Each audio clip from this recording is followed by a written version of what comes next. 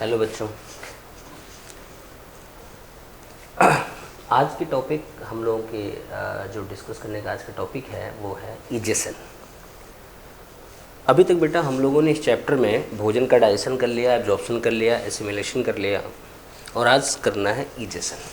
अब सबसे पहले मैं डिफ़ाइन करना है कि व्हाट इज़ इजेशन। इजेशन होता क्या है बेटा, ध्यान देना।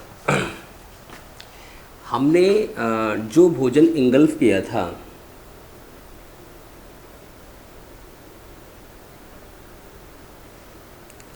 यहाँ फूड पाइप में आया, यहाँ से चबाया, अंदर आया, उसके बाद ये हमारे ये स्टमक में गया, इंटेस्टाइन में गया, इंटेस्टाइन से ऐसे होते हुए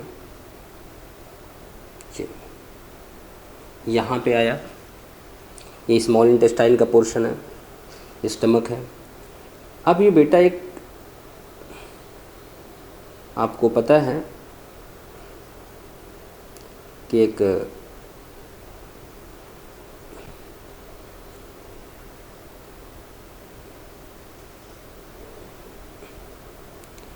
लार्ज इंटेस्टाइन वाले पार्ट में चला गया, यहाँ ऐसे आ गया। बेटा ध्यान देना, स्मॉल इंटेस्ट यहाँ पर क्या हुआ, आपने चबाया भोजन को, खूब चबाया, बोलस बनाया, ये फेरिंग्स है, ये इसोफेगस है, इसोफेगस से पास स्टमक में आया, यहाँ पर काइम बनेगा। ध्यान देना, यहाँ पे काइम बनेगा डाइजेशन के दौरान। इस काइम से सरक के स्मॉल इंटेस्टाइन में आएगा, यहाँ जो डाइजेशन होगा यहाँ भोजन हमारा काइल बनेगा। बेटा जो डाइजेस्ट हो गया सिर्फ वो काइल होगा, बाकी तो जो डाइजेस्ट नहीं हुआ वो तो काइम ही रहेगा। वो काइम सरक के यहाँ आ जाएगा लार्ज इंटेस्टाइन में, सीकम, कोलन और रेक्टम। बेटा ध्यान देना, per day about 1.5 litre crime सरक के यहाँ आता है और ये चेंज हो जाता है फेसेस अर्थात फीकल मैटर में।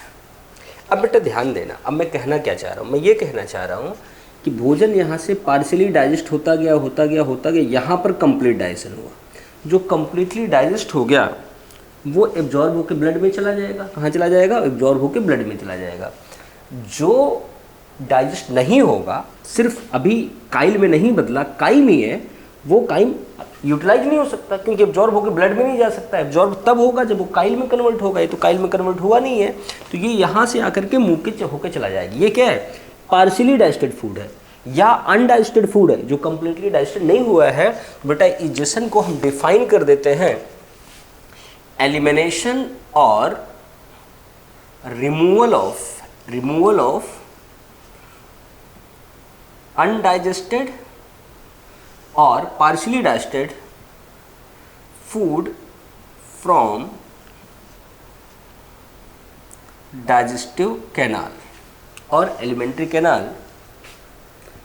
अगर हम हाइयर हैं तो बात करते हैं थ्रू एनस या एनल पोर, थ्रू एनस और एनल पोर। यहाँ से एक बात मैं आप और बता दूँ, पीछे बता चुका हूँ क्लास में कि एनस इज, ये सवाल है इसलिए बता रहा हूँ जानबूझ के, एब्सेंट इन फैसियोला हिपेटिका, फैसियोला हिपेटिका जिसे लीवर फ्लू कहते हैं। हो गया बेटा, ये हमारा जो फेसेस है अर्थात वो क्या है? काइम है। मैंने इस बार बार काइम को इसलिए फोकस कर रहा हूँ क्योंकि अगर कभी भी हमसे पूछा जाए इजेशन की डेफिनेशन और उसका कंपोनेंट, तो डेफिनेशन आप दे सकते हैं कि रिमूवल और elimination of undigested food from digestive canal through anus is called as ejection or defecation and it is basically chyme. इतना बोलते हैं कि आपका काम हो जाएगा। कैसे हो जाएगा? क्योंकि पीएमटी में सवाल आ चुका है बेटा कि फीकल मैटर और फेसेस इज मेनली, तो आप बताओगे काइम। हो गया? क्या कहोगे? काइम। अब एग्जामिनर पूछ ले कि इसमें कंपोनेंट क्या है। अरे भाई काइम है, ये फीकल मैटर हमारा क्या है? काइम है। अगर काइम है तो इसमें क्या होगा? पार्शियली डाइजेस्टेड स्टार्च होगा, पार्शियली डाइजेस्टेड प्रोटीन होगा, अनडाइजेस्टेड फैट होगा, यही होगा ना। इसका मतलब इसमें हमारे पास फीकल मैटर में वाटर होता है जो लगभग 2/3 होता है। इसके अलावा कार्बोहाइड्रेट होता है जिसमें हमारे undigested cellulose, partially digested starch होते हैं, प्रोटीन भी होता है, फैट भी होता है। लेकिन बेटा एक एडिशनल चीज़ आएगा, जब फीकल मैटर हमारा यहाँ से पास होता है तो यहाँ पर कुछ जो हमारे स्टमक में इंटेस्टाइन में बैक्टीरिया हैं, ये बैक्टीरिया भी फीकल मैटर के साथ पार कर जाते हैं, कुछ कंपोनेंट बैक्टीरिया के भी पाए जाते हैं। अब मज़ेदार बात है, जो हमारा फीकल मैटर होता है उसका एक स्पेसिफिक कलर होता है, brown yellow, pale yellow type का।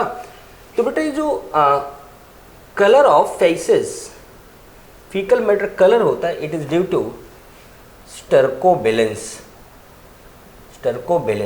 या स्टर्कोबिलिनोजन की वजह से होता है। इसकी वजह से कलर होता है।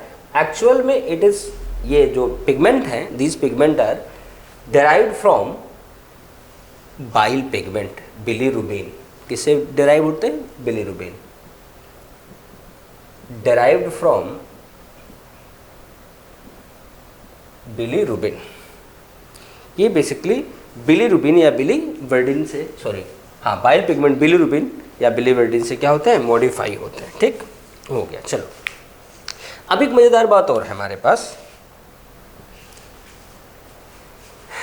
कि जो हमारे छोटे बच्चे होते हैं, बेबीज़, न्यूबॉर्न बेबीज़ होते हैं, छोटे होते हैं 3-4 महीने 5 महीने के, उनमें देखना उनका फीकल मैटर गाढ़ा होता है, ग्रीनिश ब्राउनिश कलर का होता है और बदबू बहुत आती है, odour, smell, bad smell, odour या bad smell in faecal matter. Faecal matter में क्या होता है? That is due to indole and skatole. Indole, ये जो जितने स्टार बनाता हूँ बेटा, पीएमटी के आए हुए सवाल होते हैं। इंडोल और स्केटॉल की वजह से क्या होता है? उसमें बदबू होती है, बैड स्मेल होती है, ऑडर होता है। अब बेटा जब हम यहाँ तक आए थे, खास आपको बात बता दें, यहाँ से जब मैटर पास होकर के, यहाँ से काइम पास होकर के यहाँ आता है बेटा, आपको जब एब्जॉर्प्शन बताया गया तो वहाँ बताया गया था कि लार्ज इंटेस्टाइन में बेसिकली वाटर का एब्जॉर्प्शन होता है। इसका मतलब यहाँ से मैटर लिक्विड में आता है। कितना आता है? यहाँ से स्टमक से लेके यहाँ तक लिक्विड में आता है। अब इस लिक्विड से वाटर रीअब्जॉर्ब हो जाता है। रेक्टम में भी वाटर रीअब्जॉर्ब होता है कि लार्ज इंटेस्टाइन का पार्ट है। वाटर रीअब्जॉर्ब होने के बाद फीकल मैटर हमारा सेमी सॉलिड में बदल जाता है। देखना, फीकल मैटर सेमी सॉलिड होता है जबकि इधर से लिक्विड आता है। ऐसा इसलिए होता है क्योंकि पेरिस्टाल्सिस मूवमेंट भोजन को इंटीरियर से पोस्टीरियर की ओर पार करता रहता है। अब बेटा ध्यान देना, ये सेमी सॉलिड बन गया, ये कंपोनेंट हो गए। जैसे ही भोजन यहाँ पहुँचेगा, रेक्टम में पहुँचेगा, तो यहाँ क्या होगा? यहाँ मैंने आपको बता रखा था पीछे सिस्टम में, यहाँ पर 2 स्फिंक्टर होते हैं। ये इंटरनल वाला है, एक्सटर्नल वाला है। ये इंटरनल है, ये एक्सटर्नल है।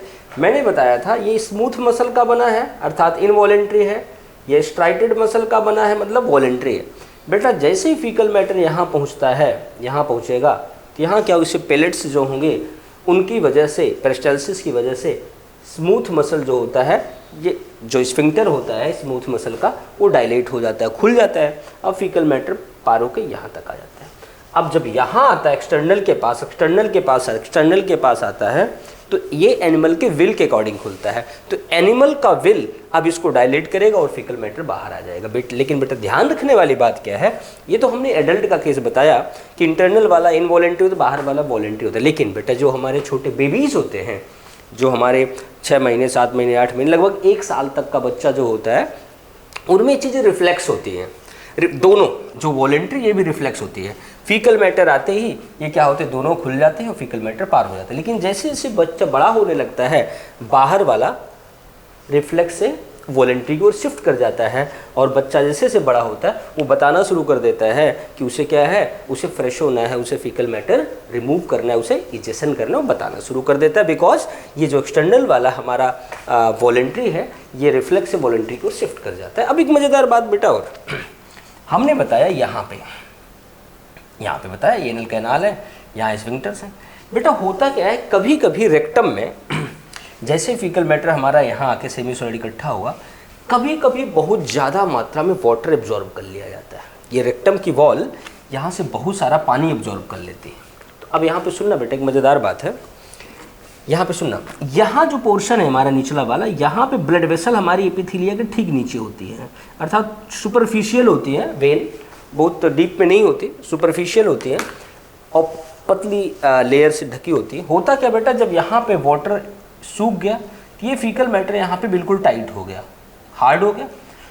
अब बेटा क्या होगा, इजेशन के दौरान हमारी बॉडी में जो काम करता है, जब इंसान इजेशन के लिए फ्रेश होने के लिए बैठता है तो ये तो पेरिस्टाल्सिस काम करता है। ये भी पीएमटी का सवाल ध्यान रखना आपकी, इजेशन में हेल्प कौन करता है, पेरिस्टाल्सिस हेल्प करता है। कौन करता है, पेरिस्टाल्सिस हेल्प करता है उसको फीकल मैटर को पीछे प्रेस करता है ले जाने के लिए। उसके साथ साथ इंसान का ये वाला एब्डोमिनल मसल ये भी हेल्प करता है, एडिशनल प्रेशर देता है, एडिशनल फोर्स देता है फीकल मैटर को बाहर जाने के लिए। हाँ, कहीं कहीं बुक में आपको लिखा मिलेगा कि डायफ्राम भी सपोर्ट करता है, बट बेटा आप डायफ्राम के साथ कंफ्यूज मत हो। आपके एग्जाम के लिए दो चीज़ें याद रखनी है, एक पेरिस्टाल्सिस मूवमेंट, दूसरा एब्डोमिनल मसल। ठीक, ध्यान देना, एब्डोमिनल मसल एडिशनल प्रेशर देता है फीकल मैटर को निकालने के लिए। चलो हम यहाँ बात कर रहे थे बेटा, ये जब फीकल मैटर यहाँ सूख गया, कड़ा हो गया, ये आगे जाना चाहेगा, तो अब तो बेटा इधर से मूवमेंट लग रहा है, प्रेशर लग रहा है, तो अब ये आगे पास नहीं होता, तो हमें एक्स्ट्रा प्रेशर लगाना पड़ता है, एक्स्ट्रा प्रेशर लगाना पड़ता है, और एक्स्ट्रा प्रेशर लगाना पड़ता है तब जाके पार मूव होता है, स्फिंक्टर से के पार उधर जाता है।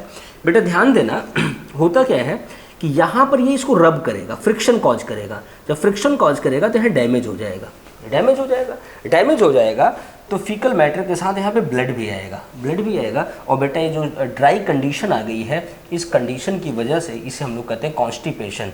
क्या बोलते हैं, कॉन्स्टिपेशन, कॉन्स्टिपेशन। बेटा मज़ेदार बात जो ध्यान देना है, ये तो हो गया कॉन्स्टिपेशन। कॉन्स्टिपेशन के बाद क्या होगा, ध्यान देना।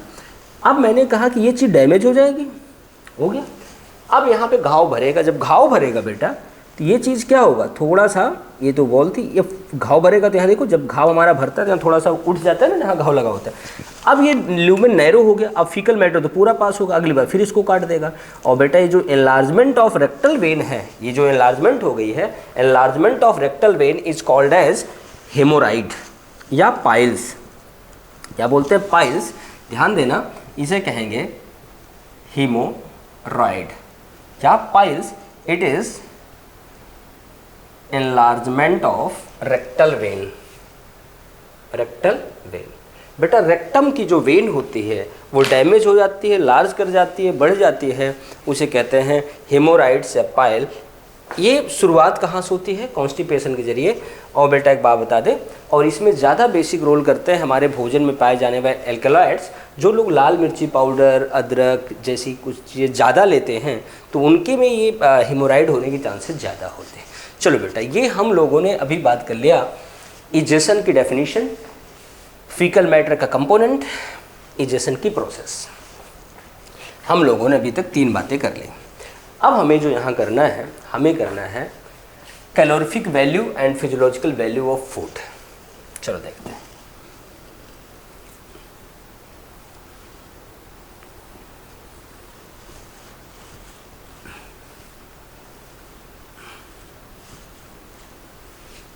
Calorific value and physiological value of food.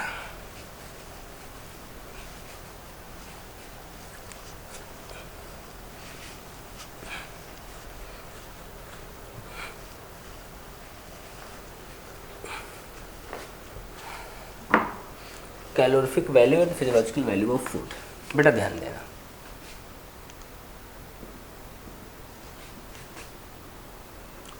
And physiological value of food,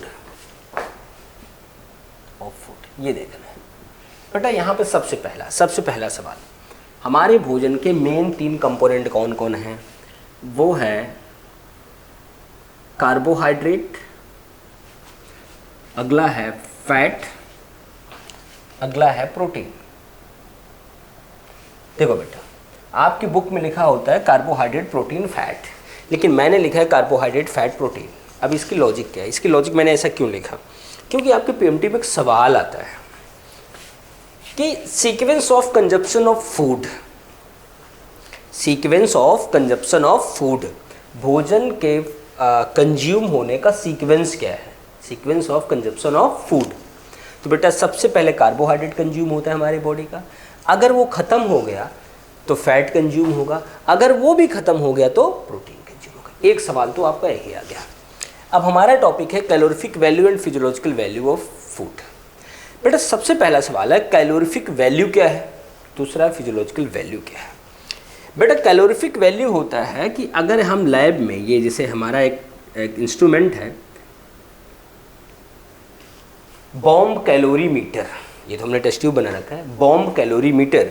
bomb calorimeter में जब हम 1 ग्राम फूड को बर्न करते हैं, 1 ग्राम फूड को बर्न करते हैं तो जितनी एनर्जी रिलीज होती है, this energy is called as calorific value. यह क्या कहा जाएगी, कैलोरीफिक वैल्यू ऑफ फूड। और बेटा ये तो हो गई कि अगर हम 1 ग्राम फूड को आर्टिफिशियल मीडियम में या लैब में बर्न करें तो total amount of energy release from that food is called as calorific value. But बेटा now what is physiological value. Physiological value होता है कि जितनी अमाउंट ऑफ एनर्जी जो रिलीज हुई है कैलोरीफिक वैल्यू में से, जितना हमारी बॉडी यूटिलाइज कर सकती है, part of energy release from food utilise by body is called as physiological value. But one thing इसमें सबसे जो आपको याद रखने वाली बात है वो क्या है कि physiological value is slightly less than calorific value, और आप कह सकते हैं calorific value of food is slightly greater than physiological value. Means अगर हम लैब में बर्न करें फूड को तो कैलोरीफिक वैल्यू ज़्यादा, जो एनर्जी निकलती calorific value that is greater और मोर देन अगर भोजन को बर्न करें इनसाइड द बॉडी जो हमें मिलती है। बेटा ध्यान देना, अगर हमने 1 ग्राम फूड लिया, बाहर हमने जलाया तो ज़्यादा एनर्जी मिलेगी हमें, जो रीडिंग आएगी, और जब हमने बॉडी में लिया हमारी बॉडी जो यूज करेगी वो कम आएगी। अब एग्जामिनर आपसे सवाल पूछता है कि अब ये सवाल आ चुका है बेटा, मैं अपनी तरफ से नहीं बता रहा हूँ आपको, सवाल ये आया हुआ है एग्जाम में, मैं वही बता रहा हूँ कि जो सवाल आया हुआ है वो कैसे है। बेटा ध्यान देना, पूछा गया है कि फिजियोलॉजिकल वैल्यू कैलोरीफिक वैल्यू से कम क्यों होता है। बेटा आपको बता दें, जब हमारी बॉडी में भोजन बर्न किया जाता है तो बेटा देखो किसी भी मीडियम में बर्न होगा तो सराउंडिंग में मीडियम का जो टेम्परेचर मेंटेन करना होता है, टेम्परेचर मीडियम कंज्यूम कर लेता है टेम्परेचर राइज करने के लिए, उतनी एनर्जी हमारी बॉडी को मिल नहीं पाती। इसका मतलब जो स्लाइटली लेस हो जाती है फिजियोलॉजिकल वैल्यू वो होती है मीडियम का टेम्परेचर राइज करने के लिए। बेटा आप यही समझ लो, जब आप फिजिकल वर्क करते हो तो अगर आपको पूरी एनर्जी मिल ही जाएगी तो आपकी बॉडी का टेम्परेचर कैसे राइज करता है ना, तो वो बॉडी का टेम्परेचर राइज करने के लिए यूज हो जाता है, मीडियम का टेम्परेचर राइज करने के लिए यूज हो जाता है। ये बात तो हो गया हमारा एक सीक्वेंस वाला। दूसरा हो गया कि फिजियोलॉजिकल वैल्यू जो होती है हमेशा लेस होती है। अब कितनी होती है बेटा, कार्बोहाइड्रेट की कैलोरीफिक वैल्यू और कार्बोहाइड्रेट की फिजियोलॉजिकल वैल्यू, और फैट की, प्रोटीन की। बेटा कार्बोहाइड्रेट की कैलोरीफिक वैल्यू होती है 4.1 किलो कैलोरी पर ग्राम, और फिजियोलॉजिकल वैल्यू होती है 4.0 अर्थात 4 किलो कैलोरी पर ग्राम। और फैट की फिजियोलॉजिकल वैल्यू होती है 9.54, कैलोरीफिक वैल्यू होती है, फिजियोलॉजिकल वैल्यू होती है 9.0 किलो कैलोरी पर ग्राम और 9 किलो कैलोरी पर ग्राम। अब प्रोटीन की बात करें,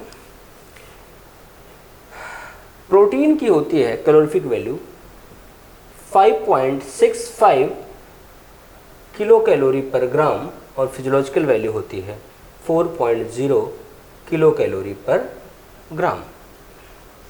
ये वैल्यू अब आपके मन में आ रहा होगा कि यार इसे तो रट्टा मारना पड़ेगा। नहीं बेटा, आपको इस वैल्यू को ज़्यादा ध्यान देने की ज़रूरत नहीं है। आप पढ़ा रहा हूँ, आप ऐसे देख लो, 4 उधर है, 9 पॉइंट समथिंग और 9 इधर है, 5 और 4 इधर है। बेटा आपको जो पॉइंट करने वाली बात है, पहले ये न्यूमेरिकल वैल्यू एग्जाम में पूछा जाता था, बच्चे और टीचर रट्टा मार के लिख देते थे और एग्जाम में सवाल आ जाता था। लेकिन आजकल ना एग्जाम में न्यूमेरिकल वैल्यू भी नहीं जा रहा है, इस बेसिकली इस डेटा के बेस पे वो पूछता है स्टेटमेंट वाले सवाल। Physiological value of fat is, आपके दिमाग में आंसर आएगा 9 किलो कैलोरी, बट ये ऑप्शन में होगा ही नहीं। एग्जामिनर क्या कर रहा है, एग्जामिनर कह रहा है कि physiological value of fat is slightly less than physiological value of carbohydrate, more than 2 time of physiological value of carbohydrate, half of physiological value of carbohydrate. तो बेटा ध्यान देना, फैट की फिजियोलॉजिकल वैल्यू 9 है, कार्बोहाइड्रेट की 4 है, तो मतलब फैट की फिजियोलॉजिकल वैल्यू कार्बोहाइड्रेट के फिजियोलॉजिकल वैल्यू से ग्रेटर देन 2 टाइम्स, क्या है, 2 गुना से ज़्यादा है। इसका मतलब physiological value of fat is more than 2 times of physiological value of carbohydrate. ठीक है ना। चलो बेटा ये तो हमने बात कर लिया एक सवाल इसकी, लेकिन अब मज़ेदार बात और, इस चैप्टर में हमें थोड़े थोड़े से डिसऑर्डर्स भी जानने हैं। देखते हैं वो डिसऑर्डर्स क्या हैं। चलो सबसे पहला डिसऑर्डर का मतलब बेटा सिर्फ बीमारी नहीं होती, बीमारी तो डिजीज़ होता है, डिसऑर्डर्स थोड़ी सी एबनॉर्मलिटी होती है। एक डिसऑर्डर मैंने आपको बता रखा है बाइल पढ़ाते समय कि अगर हमारा लीवर बिलीरुबिन बिलीवर्डिन को रिसीव करना बंद कर दे तो बिलीरुबिन बिलीवर्डिन ब्लड में मूव करने लगेगा, body become yellow in colour, that is called as jaundice, obstruct jaundice, obstruct jaundice, उसे हम कहते हैं पीलिया, ऑब्स्ट्रक्ट जॉन्डिस। अब तीसरी चीज, सॉरी दूसरी चीज, अगला डिसऑर्डर जो हमें देखना है वो हमारा है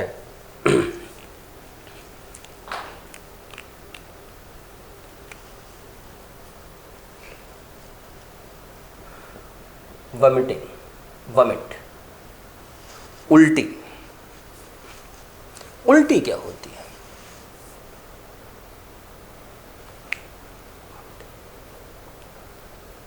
क्या होती है उल्टी? उल्टी होती है, जैसे मान लो ये हमारा क्या है कि ये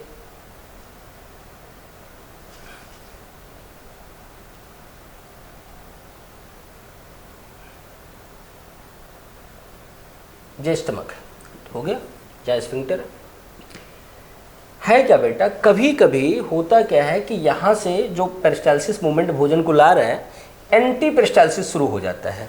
क्या हो जाता है? Anti peristalsis. उस दौरान इनवॉलेंटरी या फूड बाय रिफ्लेक्स बाहर आ जाता है फोर्सफुली माउथ से, इसे कहते हैं उल्टी।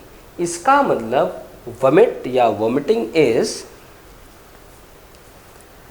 इसका मतलब हमारे पास जो वॉमिट मिलेगा, vomiting is forceful and reflex ejection of food from stomach to outside through mouth। Mouth से होते हुए स्टमक का भोजन फोर्सफुली बाहर इजेक्ट हो जाता है, उसे कहते उल्टी, वॉमिट, वॉमिटिंग।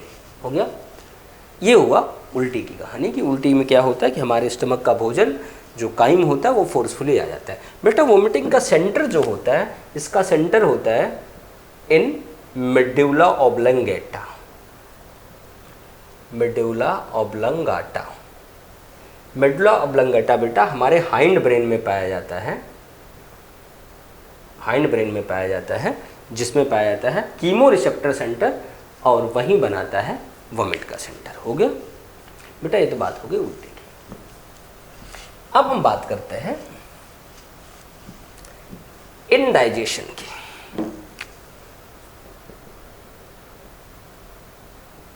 इनडाइजेशन की बात करते हैं, अपच, इनडाइजेशन।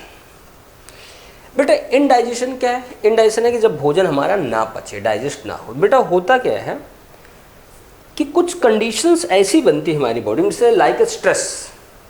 जिस दिन हम स्ट्रेस में होते हैं, तनाव में होते हैं, स्ट्रेसफुल कंडीशन होती है हमारे सराउंडिंग में, घर में कोई माहौल ख़राब हो गया, कोई ट्रेजेडी हो गई, कुछ बातचीत हो गई, उस दिन हम भोजन करते हैं ना, तो खाना खाते समझो हम स्ट्रेस में होते हैं। तो बेटा देखना, आप खाना खा लेते हो, ठीक है, खा लिया, आप तनाव में हो, खाना खा, लेकिन शाम को क्या होता है, आज भूख नहीं लगी है, ऐसा फील होता है ना, आज भूख नहीं लगी, थोड़ा खाएंगे, मन नहीं कर रहा है खाने का। वजह क्या है बेटा? वजह है कि आपको इंडाइजेशन है, आपको इंडाइजेशन है, भोजन पचा नहीं। हुआ क्या, at a time of stress secretion of gastric juice क्या होता है, इनहांस की सप्रेस, सप्रेस डिक्लाइन कर जाता है, इनहिबिट कर जाता है बेटा जब स्ट्रेसफुल कंडीशन में या किसी भी कंडीशन में low secretion of gastric juice causes indigestion. जब गैस्ट्रिक जूस का सिक्रीशन कम होता है, लोग कहते हैं ना कि तनाव के समय जिस दिन तनाव में हो उस दिन पेट खाना खा लो तो भारी सा रहता है, पचता नहीं है, क्या बोलते हैं उसे, कुछ बोलते हैं, तो वही है इंडाइजेशन। जबकि हमारा गैस्ट्रिक जूस का सिक्रीशन कम हो जाता है, भोजन पचता नहीं। इसके बाद एक हमारे पास और है हार्ट बर्न,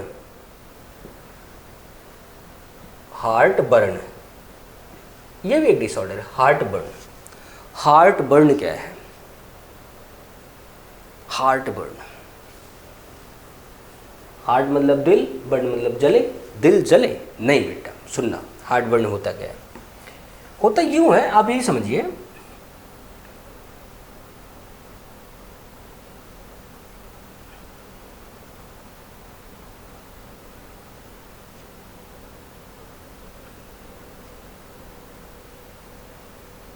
ये आपका स्टमक है और यहाँ पे डायफ्राम के ठीक ऊपर की ओर यहाँ पर आप यहाँ जो देखो आपके फेफड़े होते हैं, फेफड़ों के बीच में आपका हार्ट लगा होता है, ऐसे आप यही मान लो कि यहाँ पे आपका हार्ट लगा हुआ है। ठीक, होता क्या है बेटा कि हार्ट बर्न के दौरान कभी कभी आपको देखो ऐसा नहीं होता, ऐसे फील होता है और आपको लगता है यहाँ जलन सी हो गई, ऐसे होता है, फिर आप क्या करते हो पानी पी लेते हो, थोड़ा सा सही हो जाता है। इस दौरान होता क्या है बेटा, जो यहाँ गैस्ट्रोइसोफिगल स्फिंक्टर है ये डायलेट करके खुल जाता है, कार्डियक स्फिंक्टर, और आपको पता है ना स्टमक में क्या निकलता है, एसिड, HCl, गैस्ट्रिक जूस, ये मूव करते यहाँ आ जाता है हल्का सा। जब यहाँ आ गया तो यहाँ की एपिथेलिया जल जाती है, बर्न कर जाती है और हमें पेन फील होता है। This is called as heartburn, मतलब कि ऊज करना, ऊज मतलब रिसना, पसीजना, लोग कहते हैं रिसाव हो रहा है, ऊजिंग करना, कोई चीज़ लीकेज करके तो उसे ऊज करना कहते हैं। ऊजिंग या लीकेज या लीकिंग ऑफ, लीक करना, लीकेज करना, ऊज करना, मतलब आप यही मान लो कि backflow of chyme through cardiac sphincter in oesophagus causes burning of oesophageal sphincter, that is called as heartburn. जिस केस में यहाँ से काइम हमारा मूव करके यहाँ चला आता है वो हार्ट बर्न कॉज करता है। अगला हमारे पास है हेलिटोसिस। हेलिटोसिस क्या होता है? हेलिटोसिस होता है बेटा जब हमारे दांतों के बीच में भोजन फंसा होता है, दांतों के बीच में भोजन फंस गया, food particle present between teeth leads bad breath, हमें मुंह से बदबू आती है, सांसों में बदबू आती है, that is called as halitosis. भोजन सड़ता है ना तो बदबू सी आती है, 2 दिन ब्रश ना करो, तीसरे दिन पता चलेगा, ऐसे करोगे आप उठोगे जी बदबू आ रही है, फिर पता चलेगा जी अपने अंदर से आ रही है, that is halitosis, that is halitosis. बेटा इसी तरह एक है हमारे पास टार्टर। टार्टर क्या है? ये आपने खूब सुना होगा, ये आपका दांत है, यहाँ आपके मसूड़े लगे हैं, देखना बेटा यहाँ पे से पीला पीला जमने लगता है, क्रीमी येलोइश है, दैट इज टार्टर। ये टार्टर होता है। इसे लोग कहते हैं दांतों में प्लेग हो गया है, दांत का प्लेग हटवाते हैं मशीन से ना। बेटा ये अगर आप ढंग से ब्रश करो ऐसे ऐसे करके, ऐसे ऐसे ढंग से प्रॉपरली, बिना गम को हार्म किए, तो धीरे धीरे ये आप तो धीरे साफ होता रहता है। हाँ, अगर आपका टूथपेस्ट ऐसा है कि जिसकी क्वालिटी में थोड़ी सी प्रॉब्लम है, जिसमें बेसिक सॉल्ट ज़्यादा होते हैं, वो डिपॉजिट होना शुरू कर देते हैं, वो सफाई नहीं कर पाते, तो उससे भी हो जाता है। तो बेटा अगर आप ब्रशिंग सही से करें, सुबह क्लीन करें टीथ को ढंग से, तो टार्टर होने के चांसेस नहीं है। अगला डिसऑर्डर हमारे पास है डायरिया। डायरिया जानते हैं? डायरिया हुआ लूज मोशन। कभी कभी बेटा ये जो हमारे पेरिस्टाल्सिस मूवमेंट बढ़ जाती है, भोजन से एब्जॉर्प्शन कम हो पाता है और सेमी सॉलिड के बजाय लिक्विड फॉर्म में हमारा भोजन मूव करना शुरू कर देता है, उसे कहते हैं डायरिया। चलो, इसके बाद हम आपको एक डिसऑर्डर और बताते हैं, उसे कहते हैं जियार्डियासिस।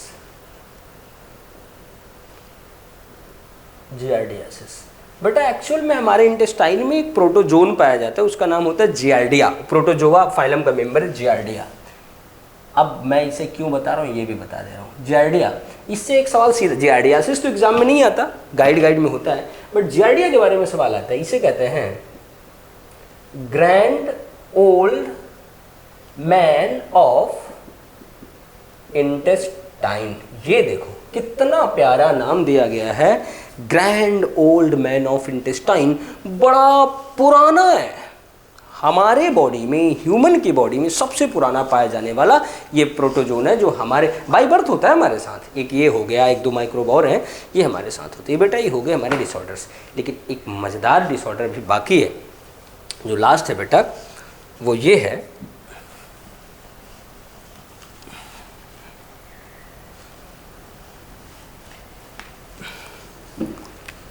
वो है बेटा PEM।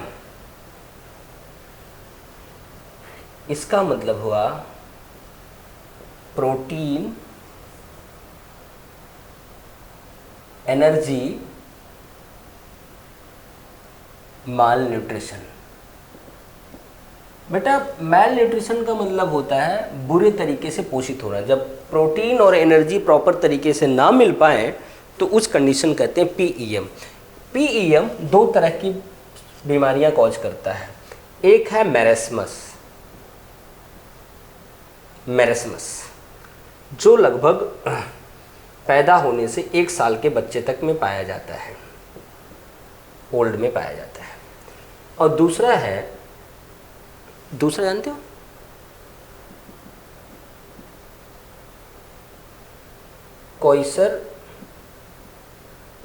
क्वाइसर कर, KOISHER,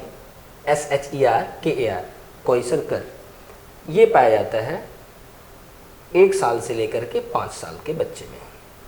1 साल से ज़्यादा और 5 साल से कम, 1 साल से 5 साल के बच्चों में पाया जाता है।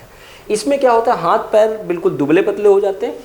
इसमें हाथ पैर तो दुबले पतले होने के साथ साथ इसमें पॉट बेली हो जाती है। पॉट बेली, LLY, पॉट बेली मतलब उसका पेट निकल आता है। हाथ पैर दुबले होते हैं, ये पेट निकल आता है, पॉट बेली कंडीशन हो जाती है। ये आपके किसी गाइड में, बुक में जो भी पढ़ते हो आप लोग, उसमें बना होता है। बेटा ध्यान देना, अभी आप लोगों को सिर्फ NCERT पढ़ना है, जो पढ़ा रहा हूँ इसे पढ़ना है, असाइनमेंट जो भेज रहा हूँ उसे करना है। अब ये चैप्टर, अभी एक लेक्चर में और ख़त्म हो जाएगा तो हम आपको एक टेस्ट लेंगे, वो टेस्ट आपको करके सबमिट करना है। तो बेटा ये हमने बता दिया इजेशन, कैलोरीफिल, फिजियोलॉजिकल वैल्यू और डिसऑर्डर्स। ठीक बेटा, अब आपके NCERT के अनुसार हो गया, बट एक टॉपिक अभी और मैं लास्ट उसमें पढ़ाऊँगा, लीवर। और लीवर मैं पढ़ाऊँगा कल की क्लास में। ठीक, ओके, थैंक यू।